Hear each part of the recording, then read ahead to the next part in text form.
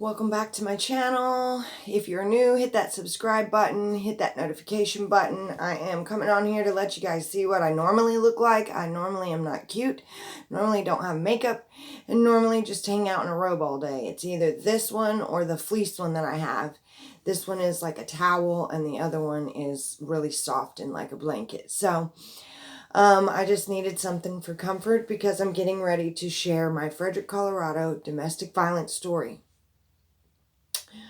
We were living in Longmont at first, and he decided to buy this trailer in this huge trailer park right by the interstate on Fredrick, Colorado. It's behind the fast food place. Of course, this had to be back in '06 through '08, so it may not be there anymore, but there was a huge trailer park. There had a swimming pool and everything, and my ex-husband decided that we were going to purchase a home in there. So he purchased the home for me, and we moved in, we did some work on the place, and then he became partners with one of his friends in Colorado, and they decided to open up a nightclub in Boulder, Colorado. And it was called, it was right there on Pearl Street, literally, and right down below CU. And so they got a lot of traffic on their first night. And actually on opening night, somebody was stabbed out front of the establishment. So it was cursed from the beginning. People were afraid to go there after that. Like their grand opening night, I kid you not, someone got stabbed out front. Now, I wasn't allowed to go. My ex-husband was pretty controlling and very jealous and of Hispanic nature. And so he had certain cultures that he lived by, and I understood that. And so I'm not lumping all Hispanic people together at all, but they are all about family. And my particular husband was super jealous, and he was from El Salvador. And so, but he had been raised in Colorado, so he was very Americanized. And so he thought that the woman's place was at home while the man went to work, and that I didn't need to be involved in any of that. Even though I had been a bar manager and a bartender my whole life, and I was in my 30s at this point, I think, or maybe late 20s. And he just didn't want me to be part of that environment. So he was starting to come home with "I love you" written in the dust on the back of our vehicle. And people were telling me that he was getting drunk at the bar. And there was one night he didn't come home till 7 o'clock in the morning. And so I was just getting fed up with being at home with our 3 kids and him partying. I didn't mind being at home with our 3 kids, but the fact that he wasn't helping me any, and he was coming home and sleeping all day, and then he would wake up and he would have to go there to get the liquor orders or the beer orders and be there at like 2 p.m., but he would wake up at 12, and it was an hour away from Fredrick to Boulder. And so we ended up splitting up, and he gave me the trailer. He ended up getting his own place and continuing to run the bar, and like things were happening all the time. One night I was at the bar. He did let me come out and have a night out. There was a girl there that had walked in the door that was fine. But then within 20 minutes later, she'd only had one drink. She was stumbling towards the door, and this man puts his arm around her, and me and the security guard got eerie feelings. Something just wasn't right, you know? She didn't look like she recognized this guy, or she wasn't happy to see him, but she allowed him to hold her up. Well, the bouncer decided to go over there and ask him, "Hey, do you know this lady?" And he said, "Yeah, we came here together." And he asked her what her name was. The second the bouncer asked this girl what her name was, he hightailed it out of there, the guy did, and left her behind. And when the lady sobered up, she said she was a retired Florida police officer, and that the bouncer had saved her life, that she didn't know that guy from Adam. So there are men out there that will drug you and take you out of a bar. So do not go to a bar alone, especially when you're in another state that you're not from. So, long story short, we split up, months passed by. I keep hearing about how he's living this life and that he's moved on and he's got all these girls. And so I always had his mom to watch our kids on the weekend whenever I wanted. That was the wonderful thing about being in Colorado. We were right next to family, and my kids, when they weren't with me, they were with their grandparents. And so I would go out to the local bar. What was the name of that place? It was in Longmont. It was upstairs. They had pool tables and everything and food. There was a restaurant downstairs, but upstairs was a bar. I forget what it was called, but you guys would know what it was if you're from Longmont. So I went there and I was sitting at that bar, and I worked at Outback in Longmont, you guys. And, after work, my friends and me would go out, and on the weekends, of course. And then, and like I said, everybody reported back to me every chance they get what my ex was doing at his bar and what was going on. So I ended up meeting this guy that told me he was an MMA fighter. He was super skinny. I probably shouldn't have believed him, but he told me he was an MMA fighter and that we should go out. Well, we went out on a few dates. He had his own place, and I actually never brought him around my kids or anything in the beginning. And so I started talking to him about my ex, and lo and behold, he went to high school with him. That's how small Longmont is, that they went to Niwot High School, and he actually knew him, and he was acting like he wasn't scared, and that he knew him and was calling him names and stuff. You know how guys get, acting all macho and stuff. So word got back to my ex that I was talking to this guy, and he started calling the guy and harassing him because he didn't want to be with me, but he didn't want anyone else to have me either. He wanted me to stay in that trailer in Fredrick, Colorado, and not do anything.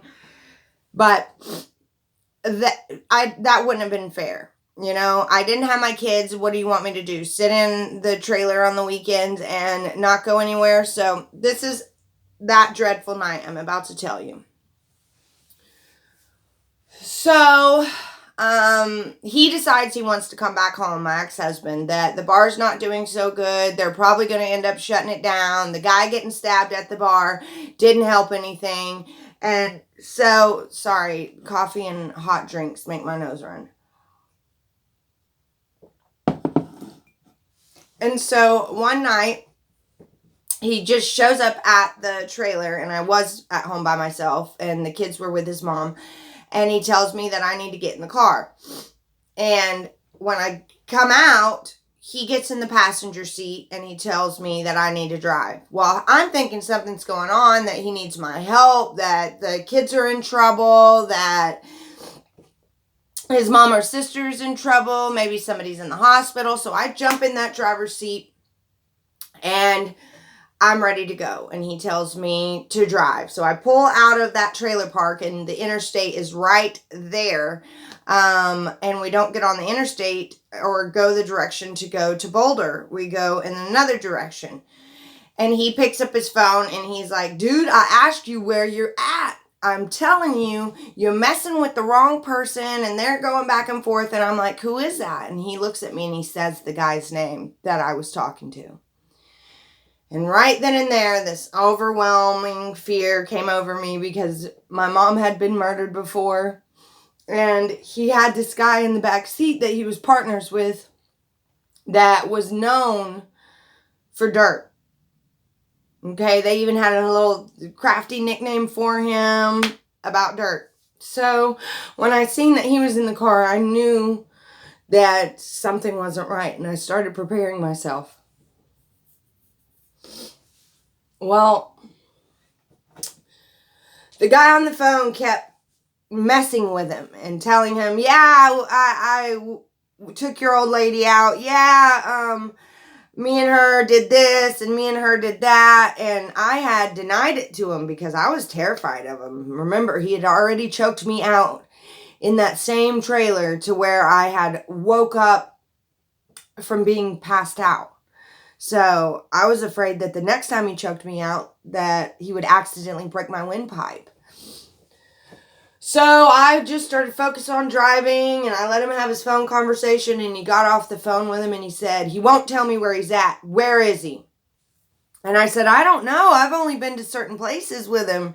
And he said, well, go there now. And he made me drive him to all the places that I had ever been to with this guy.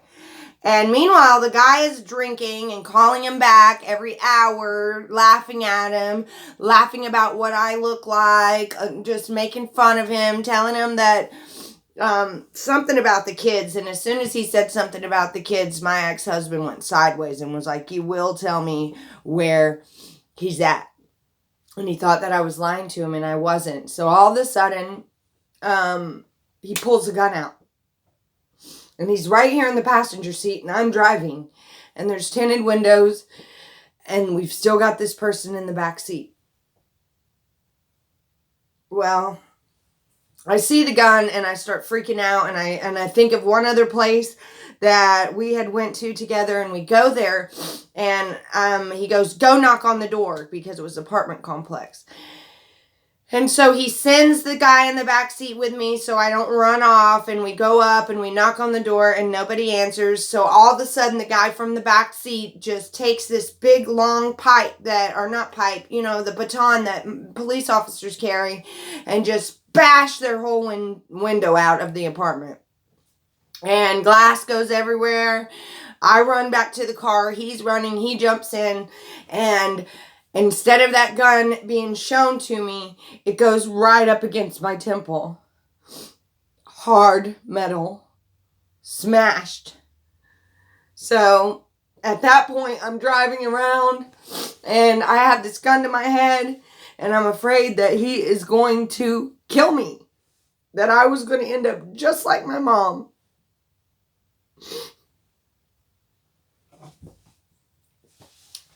So I grab the phone the next time the guy calls, and I tell him, look, I'm going to die if you don't tell him where you are. Please, we both did this. I denied it. You're the one that admitted to it. So he has a gun to my head right now. Please tell me where you are. Well, the drunker he got, the more liquid courage he got, and he ended up telling him where we were. Or where he was. And I just remember us taking the guy in the back seat, him saying he wanted no part of it, and that gun still being smashed up against my head. I mean, it hurt. I had the biggest bruise on the side of my temple from the shape of the gun just being smashed, being told that I know more than I know. And so we pull up. And it's starting to snow at this point, and we are in a rear-wheel drive BMW. And I'm sliding all over the road, and we pull up to where he's supposed to be, and it's a house behind a house, and we wait at the end of the driveway. Well, you can see him walking out, and then you can see my ex-husband walking towards them, and you see the guy with something behind his back, and I already know that my ex-husband has this gun. So they start fighting. He hits him with the butt of the gun.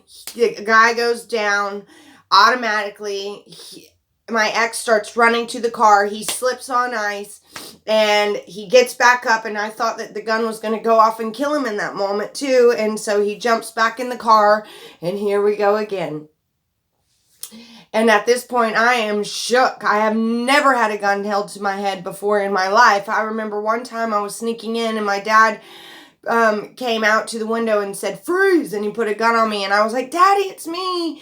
And I got in trouble for sneaking out and sneaking back in. But that was the closest I had ever come to that. And so I knew he had this gun, and when we get back in the car, he has me drive, like, everywhere. He has me drive to Estes Park, Colorado. Like, he wanted to get out of there because he knew that that was just, like, could be looked at as attempted murder. And so we drive, and we're hiding out. And as soon as it gets dark enough, or it's late enough, because it was already dark during all of this, about 3 o'clock in the morning, he makes me go back to my trailer. The snow is like 1.5 feet deep at this point, and he makes me go back to my trailer and take the underpinning down and crawl under there and put that gun under there and go far in there. And it was pitch black dark. It was cold. It was, I mean, and to this day, that gun probably still there because I never went back and got it. But it wasn't over. The nightmare wasn't over after that. He started, evidently the guy had to go to the hospital, and he started getting phone calls. Because the guy wouldn't tell the police who done this to him, but his friends did, because they were at a party and more people had seen. And remember, they all went to high school together, so they all told him it was Jose. And I'm not proud of this part, but it shows how terrified I was.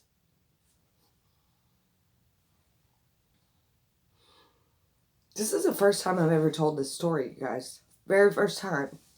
So, if you're wondering why I'm so upset, it's because I have never told this story to anyone. And so, I regret every one of my actions next. When the police asked me what had happened, my ex-husband was sitting in the car with our kids. And he told me that I better go in there and fix this. That it was my whoring around and my fault that he did it. And that pretty much that he would make sure that he followed through if I didn't. And so I went in there and I lied to the police and I said that that guy had raped me. And he hadn't. But I was so terrified of my husband. I couldn't believe, I think at that day I still had the little bruise around my forehead. And I was far away from home. My family was in North Carolina. He was the only person I knew in Colorado. He made sure to exclude me from my family and to move me far, far away from them. He made sure to get me to stop talking to my friends. He made sure that I didn't have a driver's license. He actually stole my driver's license and my social security card. He made sure that I never had a car. He made sure that I was stuck. He made sure that I had to rely on him for everything. But the best part about this story is that I'm a survivor. That I'm here today and I made it, and he did not take that away from me. He did not take my strength to tell my story. He did not take who I am, my character. He did not take any of that away. And I am here to say that I'm sorry to the man that happened to. And I'm sorry that I lied about it. And I'm sorry that I even participated in anything like that. But ladies, my mom picked a murderous child molester. Okay? I am a product of my environment. I may not have picked a child molester, but I picked a very, very abusive man because of what I grew up in and what I thought was normal. And I had to break the cycle for my daughter. I haven't been with anyone in 4 years because it's time to put my kids first. I get distracted so easy when I fall in love with somebody. And so my kids don't deserve that. My kids deserve my undivided attention. And if you can't handle being in love and being a mother, then don't do both. Wait until your babies are grown and moved out. By the time I've got 10 more years before I'm willing to start dating.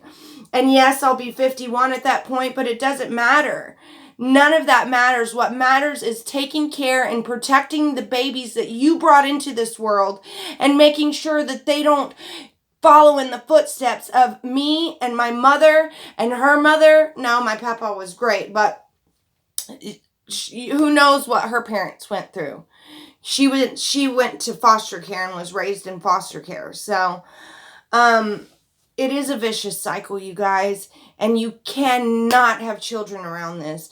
They pick up on it. They sense it, and my daughter might not be with somebody that puts his hands on her, but she's in the same controlling situation just because they're young. You know how young people are. They're like looking at each other's phones. They can't give each other a moment's rest or to breathe. And there's so much going on in the millennials anyway, that they see their friends going through all of this. And so they just assume that maybe their significant other is doing it. But I'm telling you guys, that was the scaredest I've ever been in my entire life. He was shaking so bad, I thought he was going to accidentally kill me because he was so mad at this other guy. And I'm just telling you that all in a blink of an eye, you can be gone. You can be gone. And there were so many red flags for me. There were so many things that I had seen that, I mean, he had choked me out until I passed out. And when I woke up, I ran to the neighbors. And the neighbor tried to get me to call 911 and I wouldn't. What is the deal with protecting the, what do you call him? The abuser? I don't understand. I watched my mom protect my stepdad and then he ended up murdering her.